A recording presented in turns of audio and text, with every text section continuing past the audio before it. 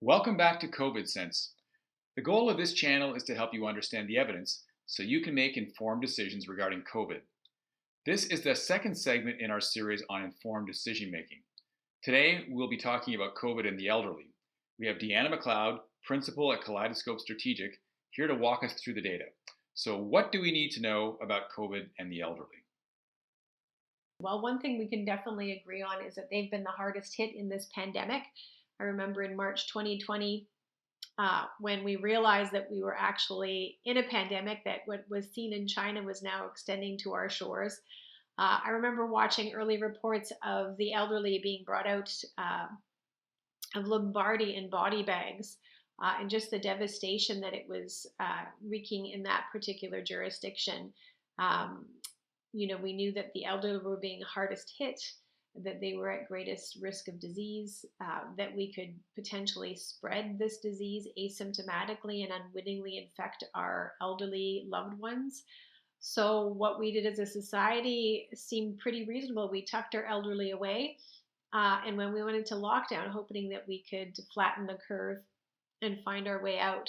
And one of the things that I have to admire the most about our society and our response to this pandemic is just how passionately we wanted to protect our elderly and just how committed we are to doing that, and the great sacrifice that was made by so many people in order to keep them safe.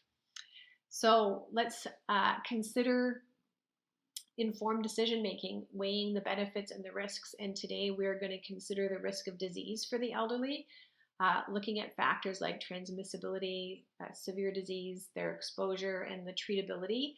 And then we're going to think about things related to the interventions that we've selected as a society, which are particularly vaccination and lockdowns, and the benefits, and then also the adverse effects. So beginning with morbidity and mortality data. So this is data for a full year beginning March 2020 through to February 2021. So what we're looking at is events per 100,000 population. And so you can see here that we've got the age group, so less than 19 on this side and greater than 70 on this side. And if you look at things like hospitalization, you can see that there's a steady increase in the need for hospitalization with each 10 years, and then peaking here with our elderly greater than 80 years old.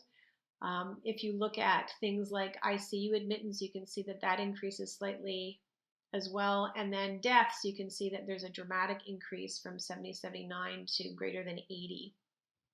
And so even though a large majority, 22,562, are able to get COVID and recover from them, there are a number, 979 and 832, which basically get severe disease, hospitalization, and some of which die, which is 832. So we know that this is a demographic that's particularly susceptible to severe disease and death from COVID-19. Why is that? So if we want to consider why that is, what we need to do is consider the immune system. So on the left here, this is basically a figure that depicts the pathophysiology of COVID-19. So on the left-hand panel, you have a youthful immune system. Because youth have strong, robust, innate immunity, that means that when the virus first enters their airways, they're able to identify it as foreign and mount a response and eliminate the virus before it really gains any momentum in their body. In contrast, elderly people do not have robust immune systems, and therefore the virus is able to come in and build up in their system, causing high viral load. The COVID-19 virus wants to travel up our respiratory airways to infect the epithelial cells of our lungs. And so in innate immunity in a young person, basically when the virus arrives in the alveoli, it's quickly identified by the adaptive immune system, neutralized by a coordinated immune response, and removed with the help of T cells. In elderly people, they have more virus because they have a higher viral load. And then when they try to mount an immune response, because they have compromised innate immunity, it's not coordinated and therefore the cells aren't able to kind of identify, gather around, and remove. In addition, they have low T cell counts, which makes it harder for them to remove. So what happens is that the virus then builds up and begins to attack the epithelial lining of the lung, and then eventually you may have entrance of the virus in the circulation, so in the bloodstream, which can cause damage to the cardiovascular system, and it can also cross the blood-brain barrier, causing neurological damage. So the pathophysiology, we know that because the innate immune system of elderly people is compromised, that they have greater risk of severe disease and comorbidities. So when we look at risk groups, what do we see?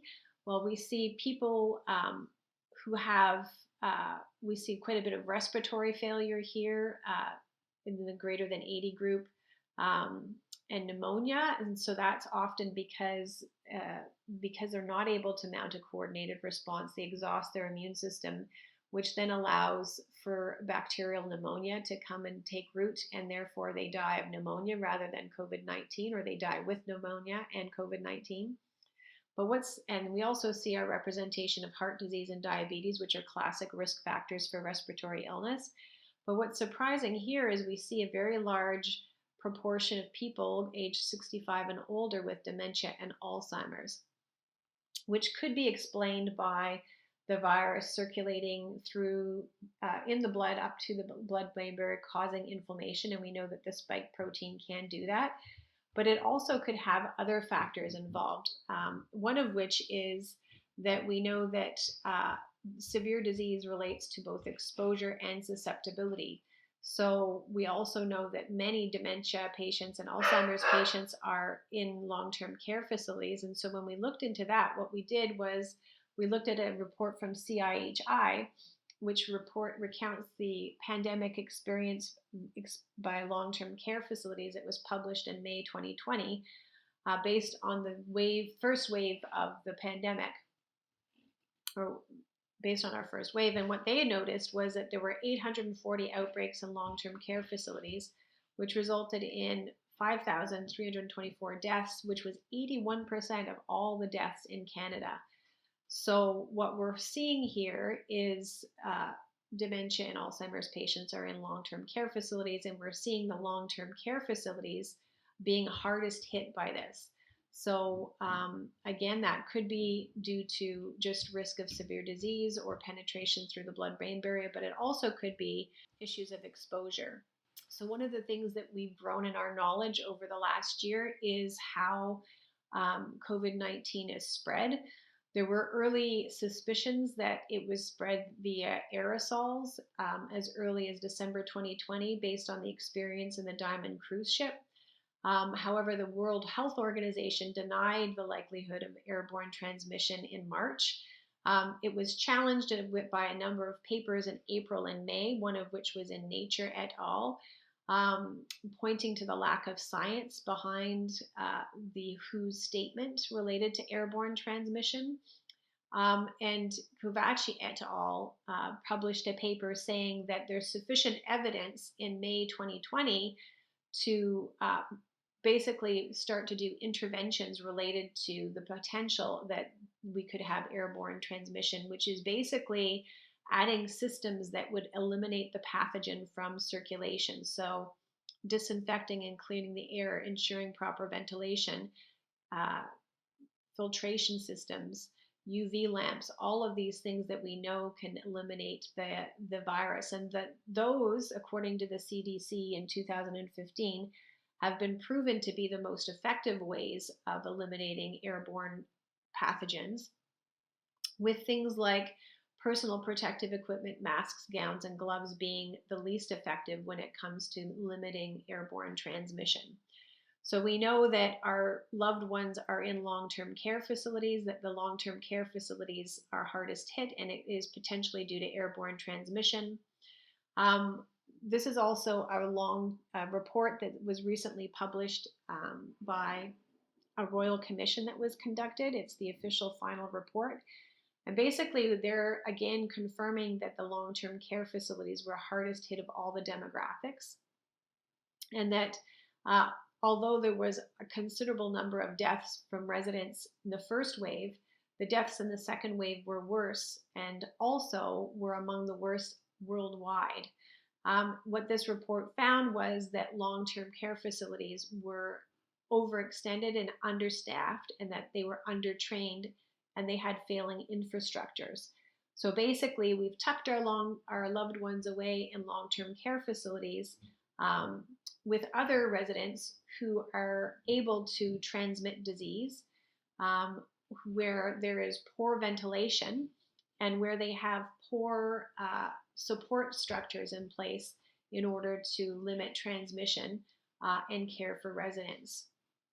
The report basically highlighted that there was no pandemic preparedness plans in place and that they had few resources in order to carry out those plans.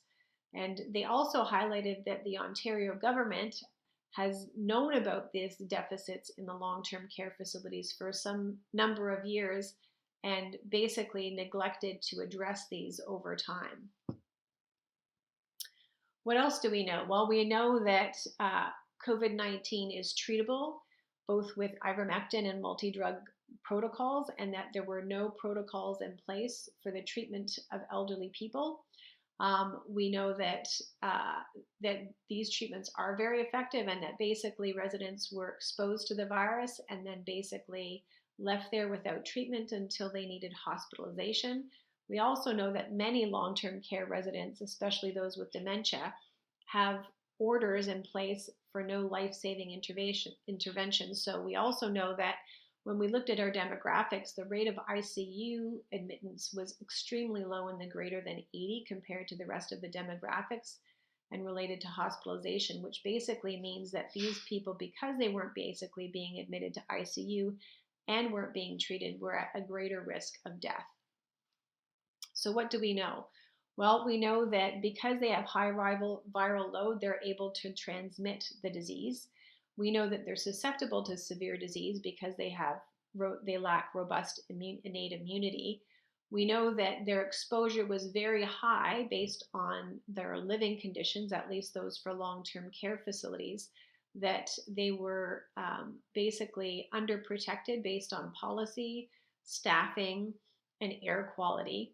And we know that there were no plans put in place to treat them, therefore allowing the disease to escalate. And we also know that do not resuscitate orders and no life-saving intervention orders are very common. So many of these people who'd been exposed based on their living conditions were basically left to die. So in terms of risk of disease, I would say that the risk of disease in the elderly, based on the approach that we've taken to date, was quite high.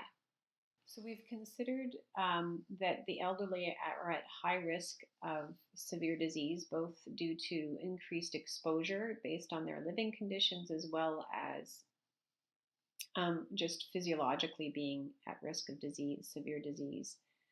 So what have we done to try and help them and protect them from COVID-19? So in December 2020, the Ontario government started rolling out its vaccination plan. The vaccines were promoted to be safe and effective and a good way of protecting those you love. So, of course, priority was given to our elderly population and those living in communal living situations. And of course, long-term care facilities were a priority because they were hardest hit by the pandemic and because there were a number of people in those facilities that were at risk of severe disease. So what does this mRNA vaccine that we've been giving our elderly people do? So the virus, the COVID-19 virus, has a protein feature on its called the spike protein. This spike protein is fairly noticeable, and so it's a good target for creating antibodies, or it's called an antigen. So scientists basically extracted the mRNA, so it's basically the information package for making those spike proteins, put that into little liposomal nanoparticles, and introduced them via injection into people's bodies. These little nanoparticles then enter our cells. engage our cellular machinery called ribosomes and make proteins. And these proteins, these spike proteins, are then expressed in our cells. And our immune system comes along, identifies them as foreign, and creates antibodies to them. So that is ideal. And then these antibodies, then theoretically, if a recipient is exposed to COVID-19, we'll already have antibodies for the spike protein, and our bodies will recognize it as foreign and basically mount an immune response towards COVID-19. So what do we know about this particular spike protein? Well, we know that in and of itself, it is able to turn on inflammation in the body via a couple of pathways. And we also know that it is able to induce thrombosis. So what that means is if the spike protein were to come in contact with the ACE2 inhibitors on platelets, that it would cause them to become sticky and clump, which causes basically blood clots. And so we have heard reports of blood clots in people receiving these vaccines, and that's the underlying mechanism for that. So let's consider the data for which these vaccines have been shown to be effective. So practice-changing medicine is done based on the results of phase 3 trials. And if you're trying to make a case for something preventing disease, then you need to have a very large trial. So both the Moderna group and Pfizer Biotech basically conducted two large trials, greater than 35,000 people, and they were conducted in healthy people with no known history of COVID-19, healthy immune systems, and although some people were at risk of COVID-19 either via exposure or risk of severe disease, these numbers were not significant in either trial. So the trial design, or the basically treatment plan, was to give initial dose of the mRNA vaccine, wait 2 to 3 weeks, give a second dose, wait 1 to 2 weeks, depending on the study, and then test for COVID symptoms. If a patient presented with COVID symptoms, do a PCR test to see if they were positive, and if they had that PCR positive test and 2 symptoms, we would conclude that they had COVID-19. So the results that we're basing the vaccination on are early or interim results based on 4 months of follow-up. So it's early days. These trials usually go for 2 to 3 years. And so we do know that there were early signals related to efficacy as it relates to the primary endpoint, which is PCR positivity or COVID positivity. However, based on the design of the trial, we need to note a few things. The primary endpoint was COVID positivity. It was not severe disease, the need for medical resource intervention, or death. So we know that we weren't measuring these things, and so as a primary endpoint, so the study was not powered to do that, and so we would have to we'd need to make sure that these things were significant in order to be moving forward. We know that frail elderly people were not included in this trial, neither were people who were not healthy. So we have no idea of the impact of this vaccine on those populations. And this study was not designed and cannot make conclusions about the spread of disease. So even if we are giving this vaccine to elderly recipients, we cannot make conclusions based on this data related to the spread of COVID-19 or its ability to prevent COVID-19. So what kind of results do we have? Well, in the elderly, which is the right-hand panel, we know that very few patients, we know that in order to make a conclusion around prevention, we want to have, at least tens of thousands of patients. So we know that in the biotech study, only 1,500 were elderly people, and in the Moderna, only 7,000. So we probably don't have enough people in that particular population to make firm conclusions about the activity or the efficacy of the vaccine in that population. However, we do know that in those populations within the time frame studied, which was 4 months, that in the placebo arm, about 1% of people who were in that population actually got COVID-19. So that was 5 in the biotech study and 29 in the Moderna study. So we do know that given time that people can, given the right exposure, get COVID-19. In the vaccine arm. These patients did not have any COVID-19 PCR positivity in the biotech study. And in the Moderna one, there were about 4 patients who tested positive for COVID, even if they had been vaccinated. So there is a difference between the placebo arm and the vaccinated arm in terms of COVID positivity. But we also know that this is a minority of patients. Less than 1% of the people who were not vaccinated actually got COVID-19. So within that 1%, there was fewer patients who got COVID positivity in the vaccine arm. So what do we know about the severity or the outcomes?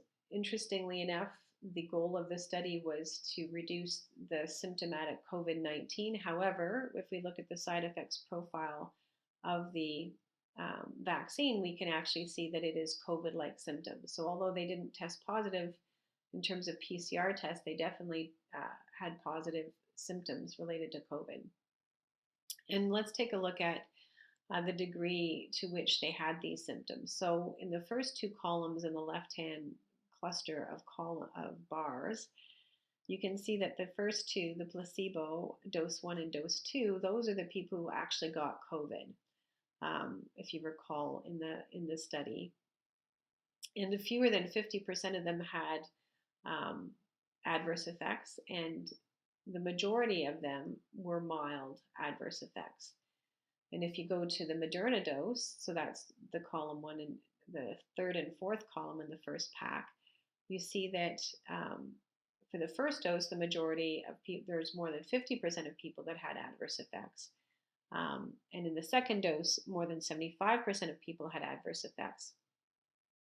And then these adverse effects in the second dose, in the first dose were mostly mild, but in the second dose were mostly moderate, which means that they interfere with daily activity. And in 15% of those people, these were severe, meaning they actually prevented daily activity. They were quite sick. And we need to remember that this is the side effects profile in healthy adults. This is not reflective of the severity of disease in frail elderly or sick elderly people, and those were the ones that we vaccinated. They weren't really included in this study, so that would be an experimental vaccination of that population. So we have no idea what outcome or how severe or whether this could have been, we have no idea how severe the outcomes were for frail elderly people when we vaccinated them. And in Ontario, we basically vaccinated indiscriminately, meaning that we didn't consider whether they were studied in trial or not.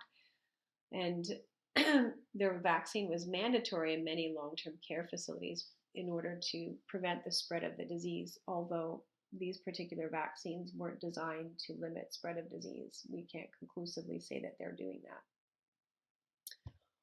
What else do we know? Well, we know that looking at the VAERS passive surveillance system, basically which records adverse events related to vaccines, and those can be reported by people who've had an untoward adverse effect from a vaccine, or they can be recorded by doctors.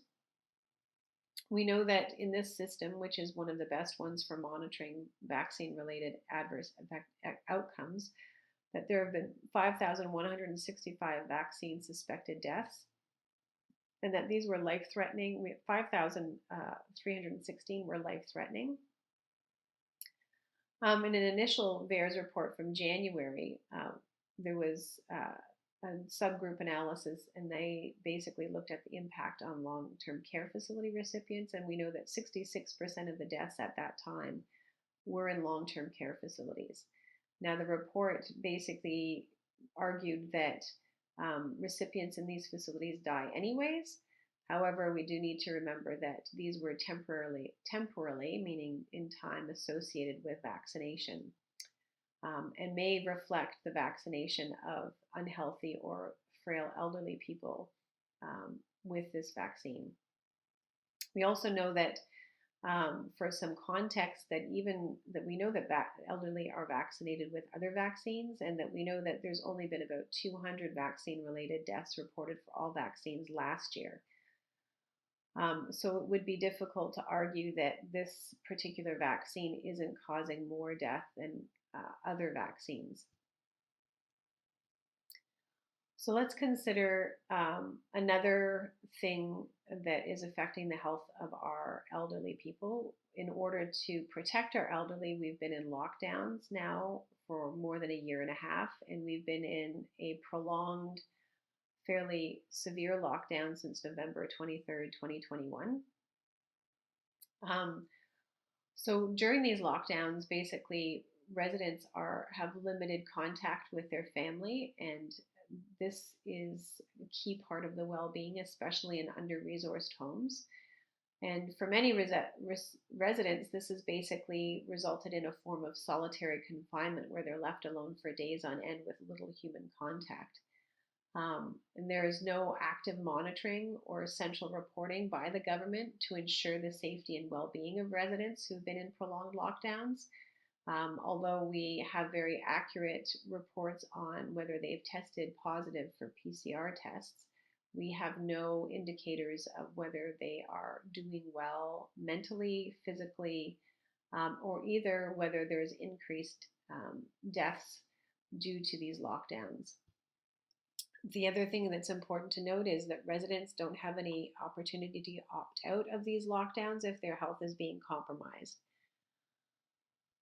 So we know that based on the Ontario Commission final report that there have been ongoing and long-standing issues with long-term care facilities where they've been under-resourced, and the care of residents has been compromised, and this has only been aggravated by these prolonged lockdowns. Many facilities basically are not resourced to be able to ensure that their residents are taken care of, especially if there's a COVID-19 outbreak in their facility or even ongoing.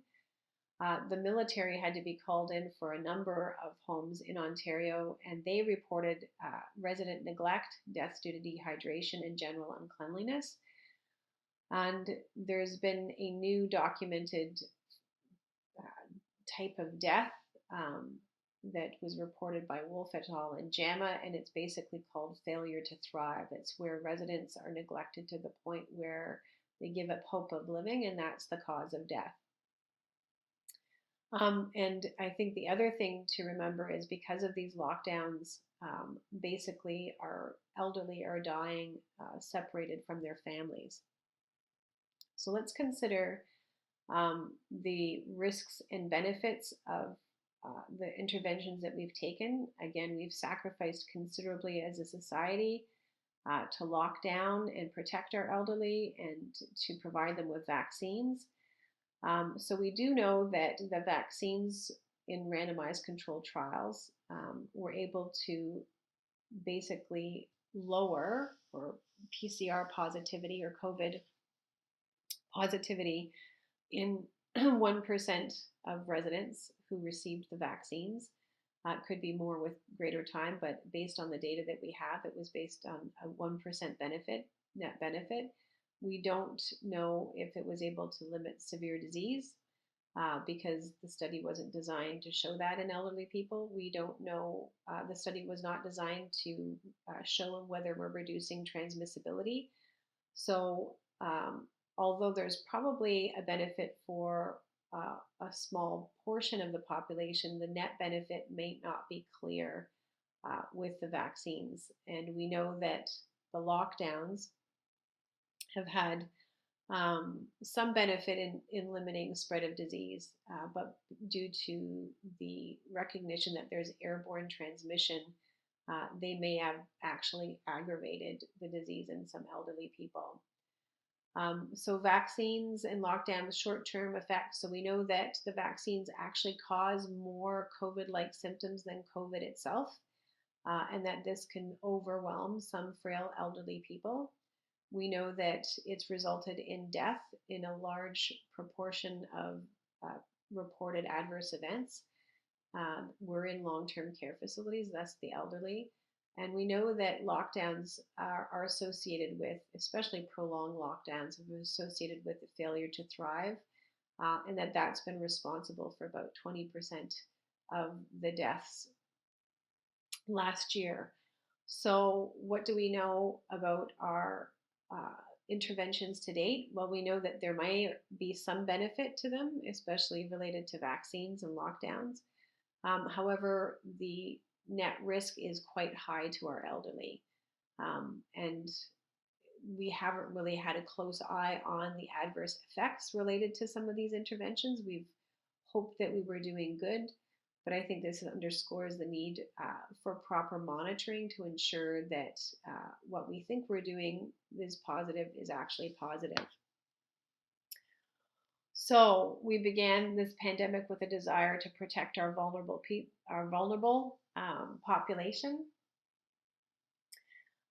So what we need to do now, I think, is to double down and make sure that we're appropriately assisting our elderly people. Some things that we may want to consider are the proper monitoring and safety controls for all interventions, whether it's vaccination or lockdowns.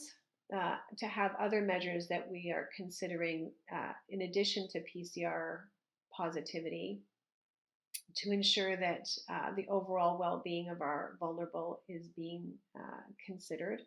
We also need to make sure that we address these long-term ongoing under-resourcing of facilities and also make sure that the staff at these facilities have the proper education. We need to make sure that our facilities are repaired and that proper ventilation and air filtration systems are put in place to prevent this type of thing currently and in an ongoing fashion. We need to end mandatory vaccination of elderly, especially in using vaccines that have been understudied, especially in frail or unhealthy populations. We need to implement early treatment to avoid the progression of severe disease. If we were to intervene early, many of the cases of severe disease could be averted with early treatment protocols. And we need to immediately reconnect elderly with their caregivers, first and foremost, in order to ensure that they're being well cared for and connected and loved, but also to ensure that somebody's looking out to make sure that they are being, that their well-being is intact. Thanks for watching. The evidence in this area changes rapidly, so please subscribe, click the bell to be notified of new videos, and follow us on Twitter at sense_COVID.